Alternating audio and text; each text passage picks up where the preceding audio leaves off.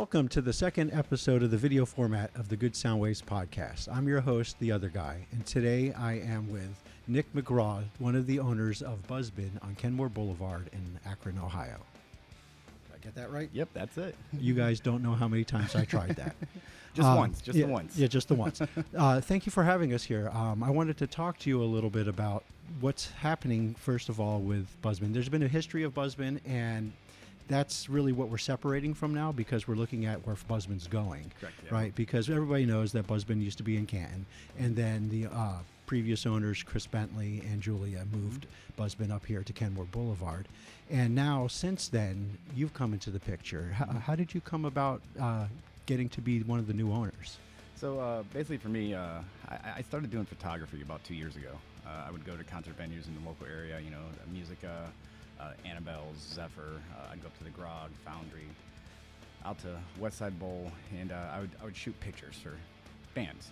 And when I would go to the shows, I was just doing it mostly for myself, and then I would meet all these bands. And one day, Chris was here, and he looked at me and he goes, "You're here more than I am." And I go, "Well, yeah, you know, I don't want to say it's my home base, but you know, I'm out of Hartville, so it's literally 20 minutes from my house, and I knew a couple of the bartenders that worked here, the door guy, and all that fun stuff. So I would come here and hang out, and then take some pictures, and I'd pass them out to bands, you know, Hussey and The Sort Hope, and Nervous Aggression and Pillars, and all the great local bands. And so I became known in the scene as Nick's Picks, and there might be a sticker here or there throughout the bar that you'll see Nick's Picks. I am actually familiar with that myself. Yeah.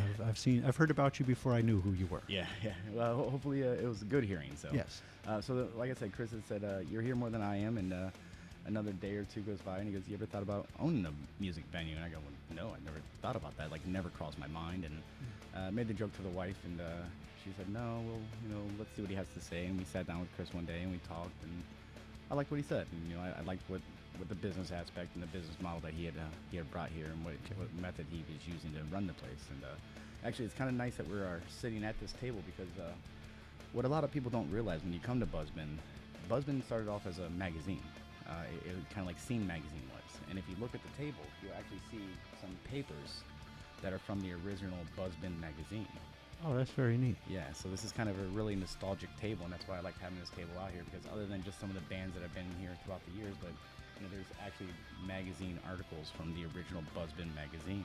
And then it started out as that, and they from what Chris had told me, they would hang out in the garage, and then they would have some drinks, and then it turned into getting a liquor license and hanging out in a local area, and then turned into a music venue. And then I think the gentleman's name was Mike that owned it before Chris and Julia, and Mike ended up selling it to Chris and Julia.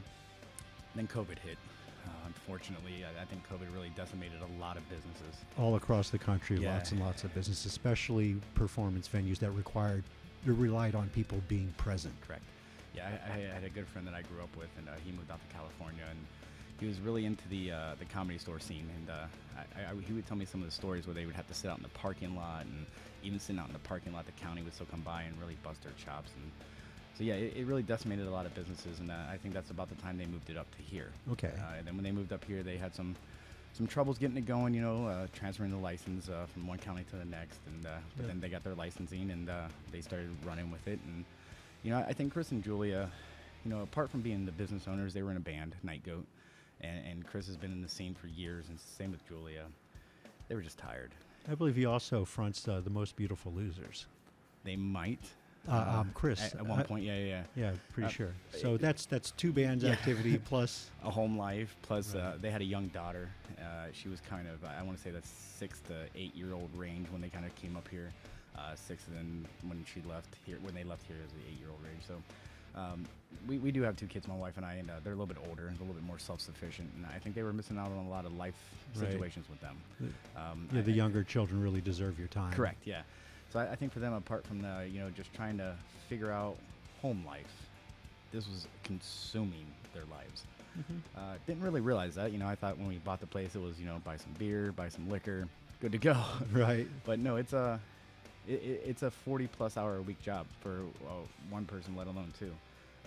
And it's hard because, like I had said before, you know, my wife and I both work full-time jobs. So right. It's literally, I get off work at 4:30, I run home, grab a bite to eat, change my clothes, and I'm here by 5:30, and then I'm here till 2, 3 in the morning.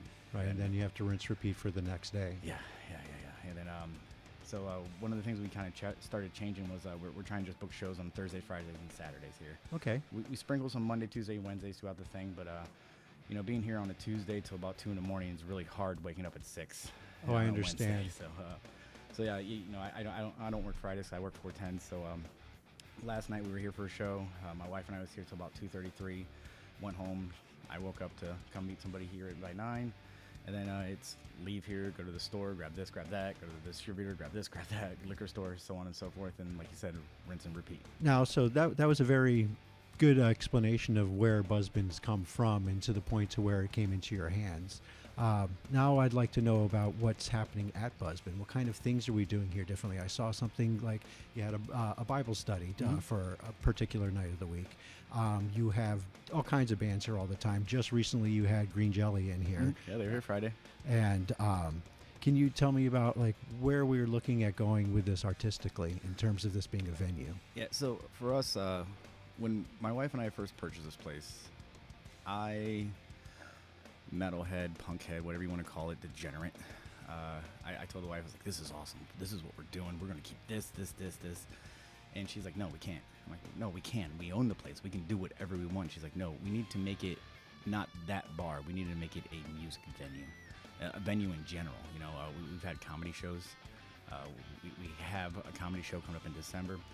Last night I was at the Funny Stop. Met a comedian here that opened up on Halloween. Hendo is going to be bringing a comedy show here. He's got one booked, I think, in December, and then he's got another one booked in June. Okay.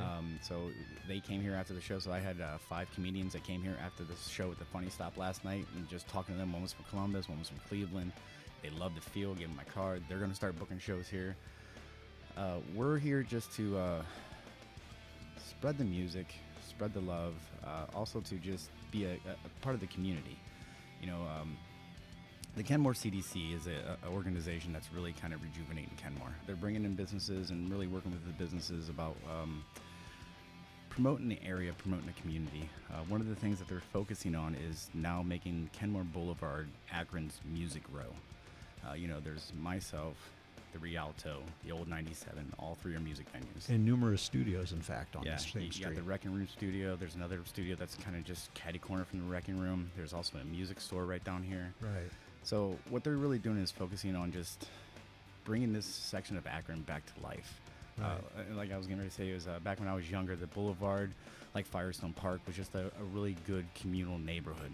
A lot of small businesses, and unfortunately over the times businesses just get ran down, and you know, it is what it is. But it takes a lot of investment to keep keeping that business on. Oh yeah, and that's one of the focuses with Josh and Alicia running the CDC. You know, December 6th, they're having a Christmas on the Boulevard. So a lot of the businesses, like myself, will be lit up. They'll have Santa Claus over here. They'll have Christmas lights here, hot cocoa and cookies over here, and so on and so forth. They just had Trick or Treat on the Boulevard. So they're really doing a lot of work and a lot of effort to rejuvenate the area and just to bring the people back together. And that's one of the things, you know, just last night I was talking with Seth, one of the owners of the Rialto, and we were discussing the situation that's kind of going on, and that's why I told him, I said, you know, we're all a family here. You know, that's one of the things that I realized coming into this neighborhood. When we bought the business, I thought, man, we got a bar across the street, bar down the road, we got the Bank Lounge, Legion, 197. Competition. I've got nothing but open arms. I literally was talking with Jimmy from the Bank Lounge, and Jimmy's father used to own the bar that was here years ago, and he was giving me advice. You know, he's saying what sold there. He was telling me what he prices stuff at, and Shannon out of the Legion, you know, she's phenomenal. I mean, there's a lot of times I have questions about systems as far as like POS systems. Where do I buy this from? How do I do this? Yeah, that's definitely a deep barrel of water to jump into and try and tread. Yeah, taxes, and you know, I learned a lot. Like I said before, when we first looked into buying a place, I thought it was okay, buy a bunch of beer, buy a bunch of liquor, and just hand it out, take money in. There's so much to it. You know, I didn't know about this tax or that tax or this insurance or that insurance, accounting, a lawyer fee. So there's a lot to the business aspect that I was unaware of that I'm learning every day. I mean, just last week I learned another aspect of the business that I wasn't not made aware of, and not to anybody's fault but my own, just being naive. But it's one of those situations where you got to take the bull by the horns and just jump right on it and get going with it. So. Very good. Now, this you're saying before, this venue had long been associated with metal. Like Mhm. it's just in fact Punk, one of the hardcore, underground. one of the taglines has been "Where Loud Lives." Yes. Um, you're looking now, though, with stand-up comedy. Mhm. I've seen folk music in here Mhm. before, more than once. I see that there's a bigger variety of music that you're trying to attract. Correct. The clientele that I've seen in here also seems to be a lot of community people. Mhm. The community here is standing up behind the businesses that are trying to Correct. succeed. Yes. Now, though, you're still having nights where you're only here a few nights a week because of the fact that your schedules make it very prohibitive to be here 7 days a week, and especially if you don't have sufficient volume. Correct. Have you had any success with different methods of bringing people into here for shows? Yeah. So for me, one of the benefits that I had coming up through the music scene, being the photographer, is I made a lot of connections. You know, there's a good friend of mine. He's in a band out of Cleveland, and he's put on 2 shows here, and both shows he's packed the house. He actually just did the show this past Saturday, which was his Halloween party. He literally paid for the bands to fly in from Chicago, Milwaukee, and California. Paid for them out of his pocket.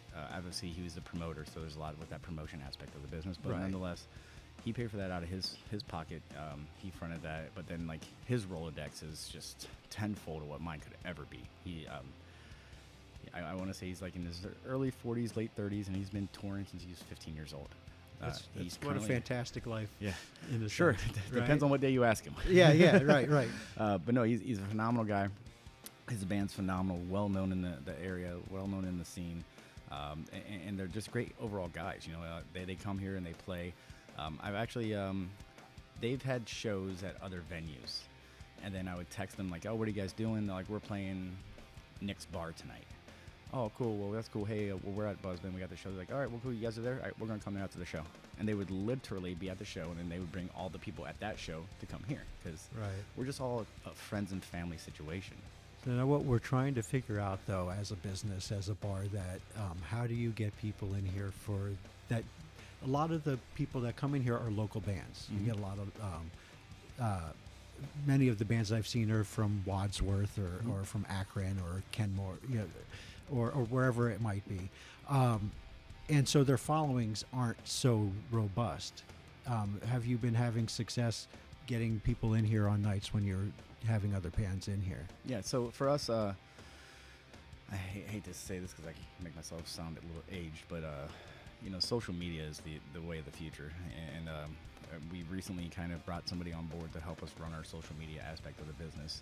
That was one of the things that I kind of got told, you know, about the business in June. So June, July, and then part of August, I was focusing so solely on running the business. One of my things that I didn't focus on was promoting the shows or putting Facebook posts, the algorithms that you got to abide by, as you know. Yeah, it's all tricky. It is. And so what we did is we brought a person on to bring in our social media aspect. So what she's doing is posting, you know, 2-3 times a day. Oh, look, hey, we got so-and-so here tonight. What are you guys doing? And so for us, the other benefit that we have is the business name itself is iconic. Yes. What we thought when we first bought the place was there was a stigma that came along with the Buzzbin name. And we wanted to get away from that. We didn't want our view on what we wanted the business to be associated with what other people viewed that name as. Kind of like a dive bar with like Punk bar, an unpleasant clientele kind of feel. Yeah. But what we realized is, like I said, the one gentleman that booked the show here Saturday, he goes, no, you don't realize when we go on tour and we're in Wyoming, Nevada, New Mexico, and people go, oh, you're from Akron or you're from Northeast Ohio, what do you know about this band or this venue, this type of situation? So they go, yeah. So what he taught me was this name is so ingrained into the scene throughout the country. So that's really nice. And that's one of the other benefits is that I get a lot of emails from managers, booking agents, just overall bands from California, Florida, Texas. You know, we just had a band here 2 weeks ago, I think, Jesse and the Hog Brothers, the Hog Boys, and they're from Texas. And they're just a country-esque type band, and I said, "Oh, you guys are country. My wife's gonna love it because my wife loves country." He goes, "No, we're punk country." I was like, "What?" That sounds fascinating. So I started listening to some of their music, and yeah, they were really good, really different. I don't want to say like kind of like a Weird Al Yankovic a country, like they just kind of made spoofs of songs. And Right, you stuff don't want like to that. minimize it. Right, but no, they really good sound. Before they left that night to go to their next town, I booked them another show in April. Very good. Now, I've noticed that you guys have your schedule regularly on your website. Can you tell us what your website address is? So yeah, for us, currently there's buzzbinkenmore.com. That's what I was thinking it Yeah, was. and we're currently trying to work on that. Like I said, I did just bring on a social media person. So if you go to the website, it's not going to have a lot to it currently, but it will here shortly. Our goal is to get that website fully up and fully functional by the first of the year. But the main thing for us is our Facebook page or the Instagram page. Yeah, you drive a lot of traffic with that. Correct. I've marketed for some events just by buying $10 on Instagram, and I've had a surprising result. And that is not an endorsement of Instagram or Meta or Facebook, just for what it's worth. No, it's like I said, I hate to sound aged, but it's the social media aspect of the current world we live in. Yeah, so you bringing on a social media person to focus on that, it's really smart when you're trying to Yes. drive up enthusiasm and excitement for what you're doing. And you have to keep on every night that you're open. You got to reiterate again and again that this is happening tonight. Yeah. And as the person that's running the business, I can just see that being super overwhelming. Yeah. Especially when you've got 10 other phone calls and text messages to As you can handle tell. just to keep your vendors in line, Yeah. and let alone to get your next act in or whatever your promotional aspects might be. Liquor order, beer orders, Right. dealing with governmental agencies, Yeah. random people that just come up and knock on the door because they want to come have a drink, so they think you're open and they knock. So. Yeah, you accidentally put the lights on so that we could tape today, and we've been interrupted a couple of times. Which it's all good and fun, but no, it's there's times I come here and I'll bring my book, and by my book I mean my calendar and my notes and stuff like that. I'm like, all right, honey, I'm gonna go to the bar. We're closed today. I'm gonna go there from 6 till 9 or 10, and I'm gonna go through the bands that have emailed me.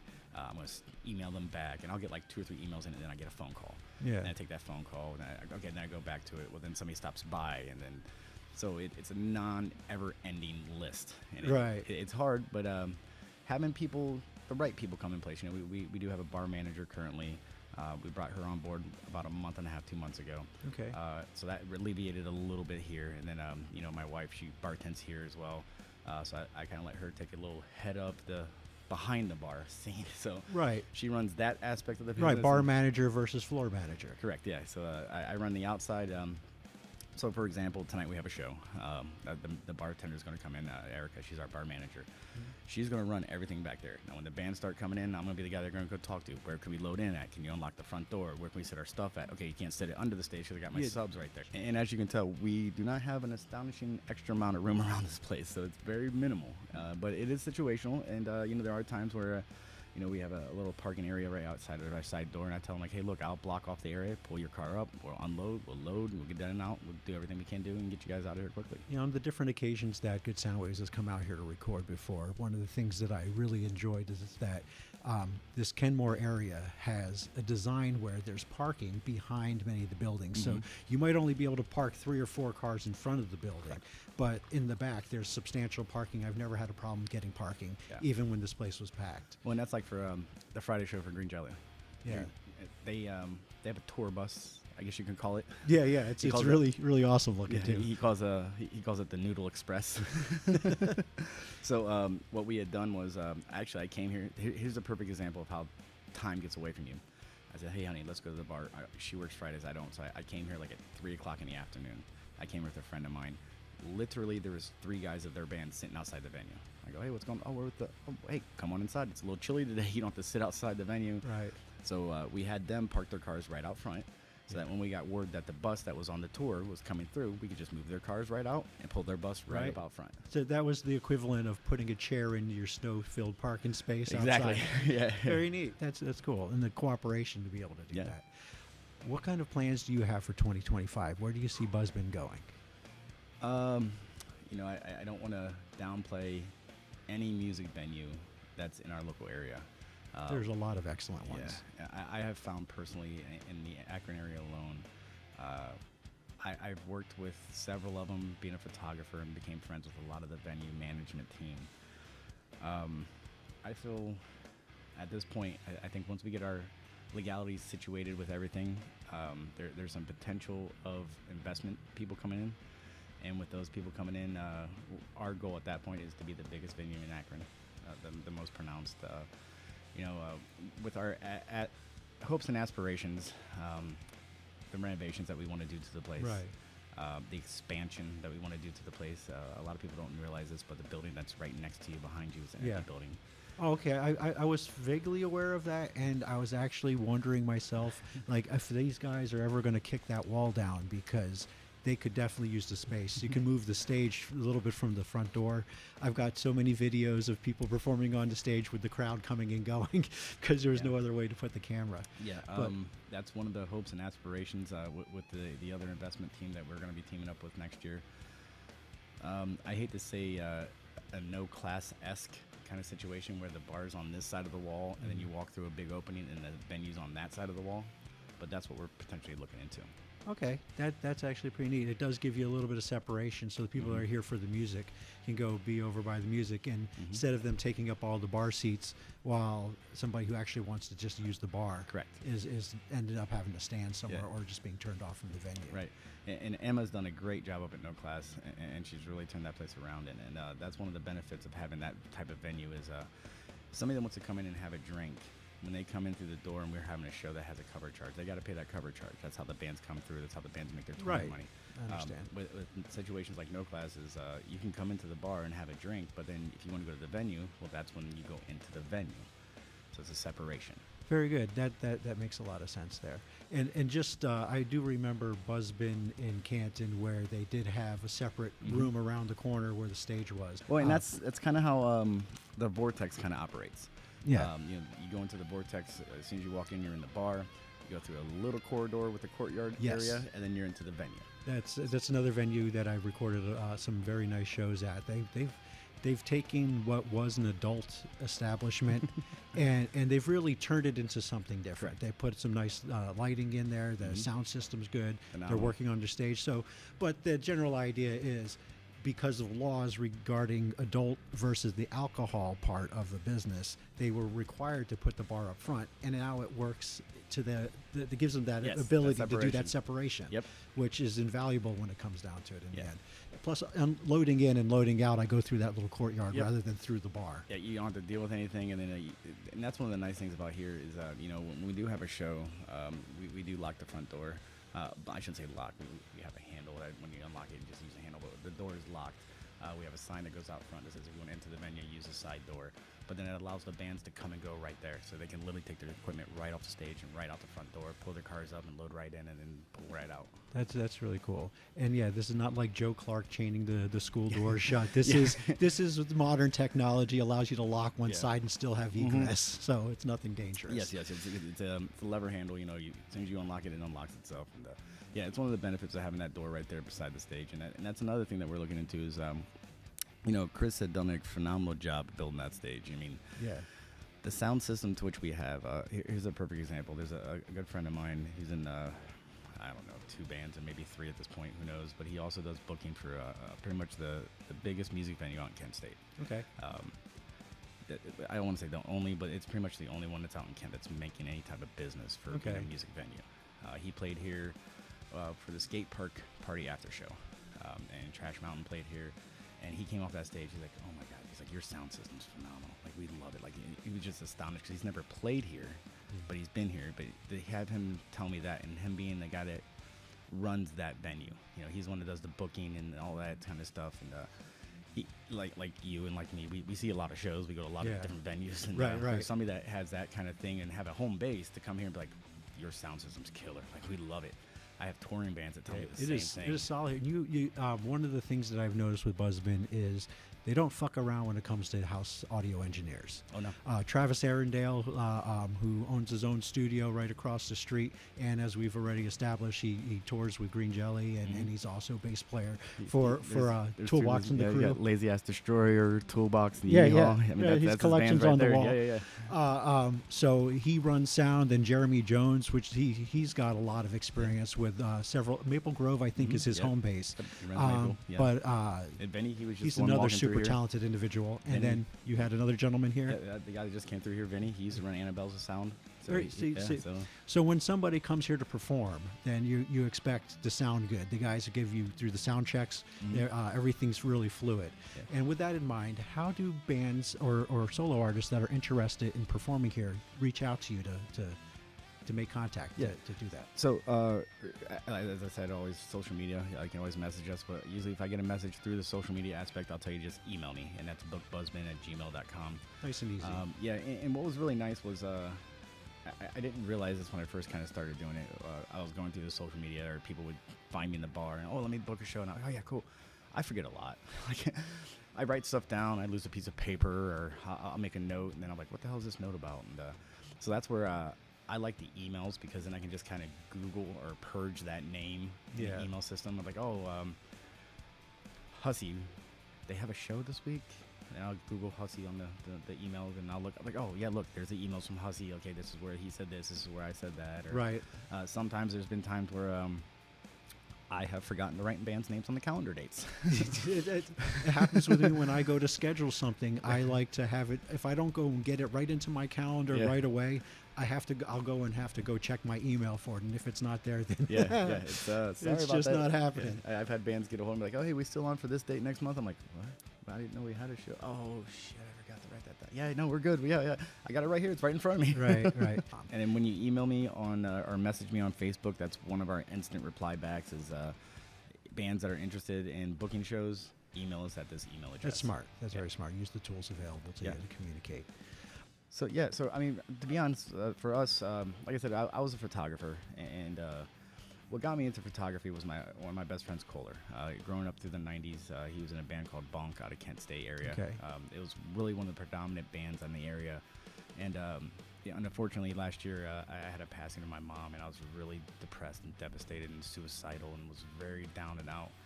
And that's when Kohler took me to Annabelle's. And he's like, man, just come out to Bell's. Let's go have a drink, and we'll chill out. When I went to Annabelle's, I had my phone with me at that time, and I was like, oh, this is awesome. Took a couple of pictures, and that's when I really started falling in love with the aspect of doing photography and music venue. And I always tell this story to people, but Annabelle's saved my life.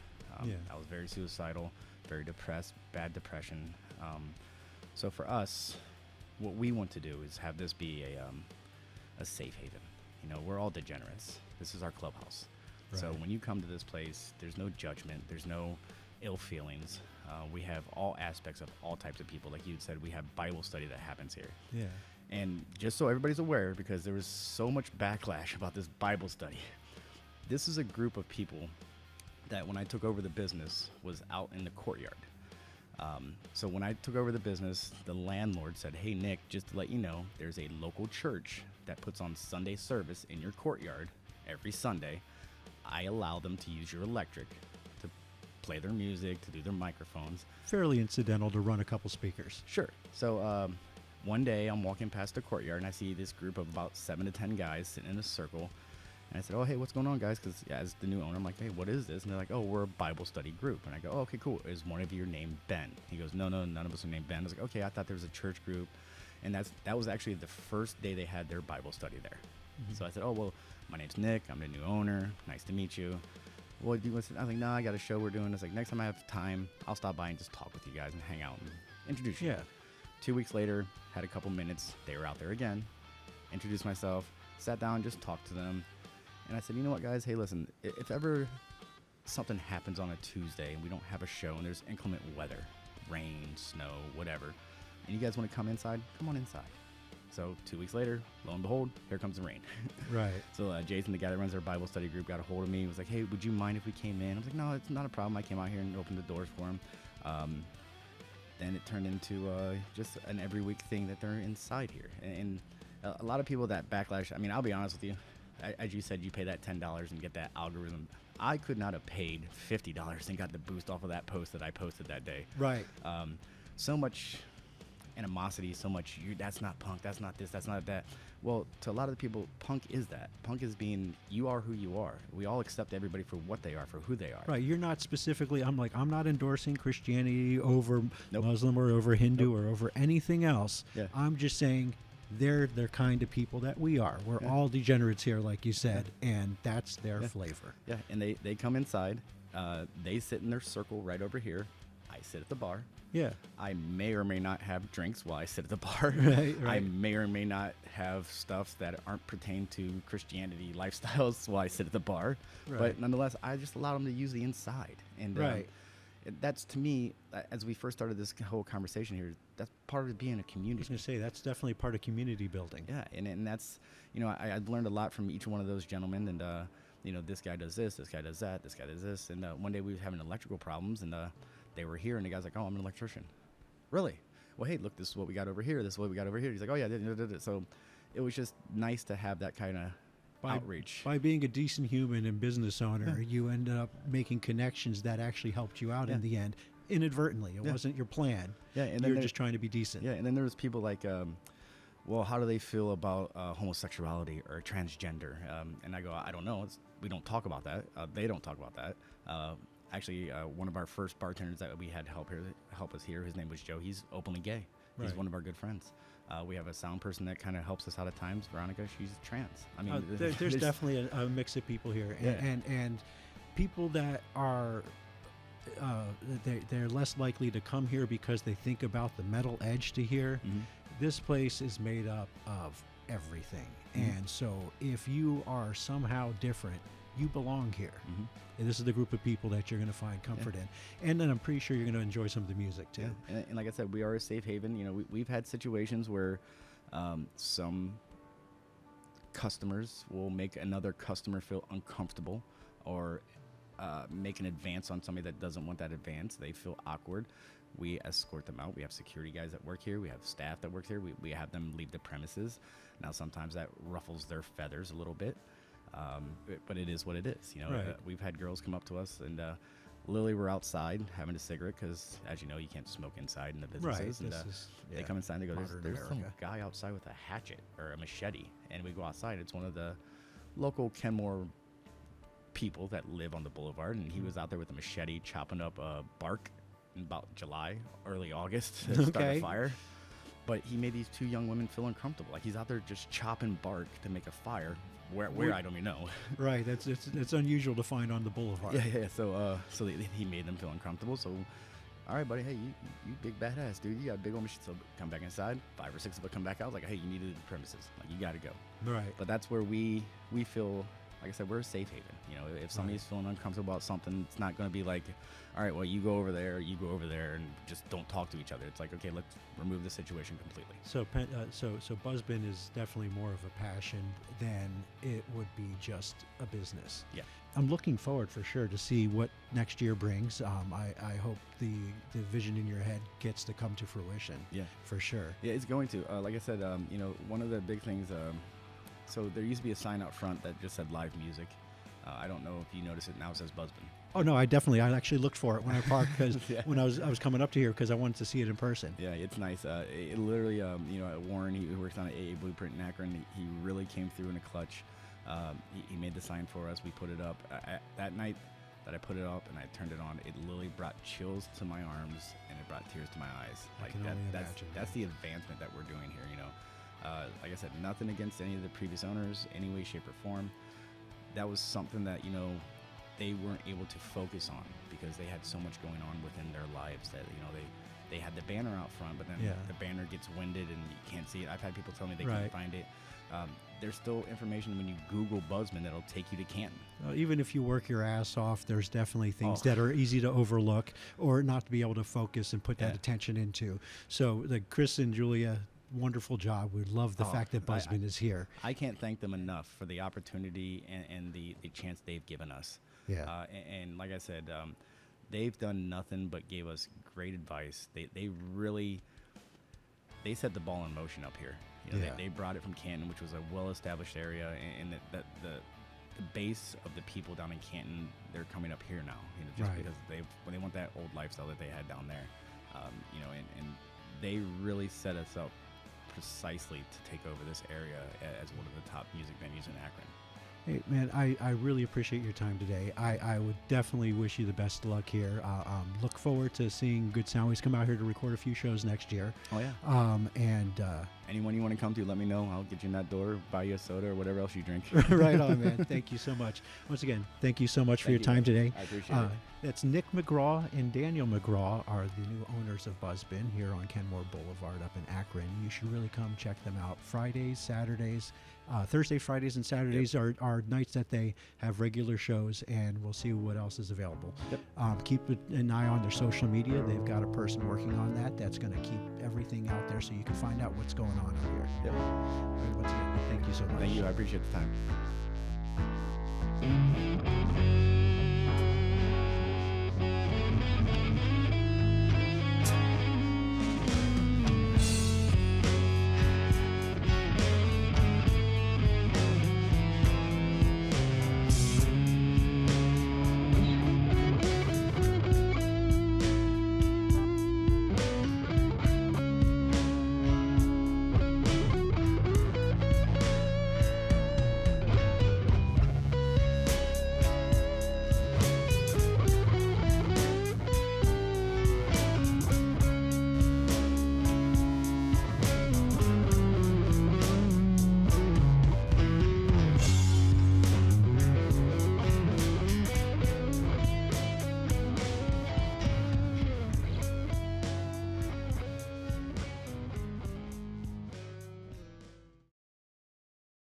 This is Good Soundwaves.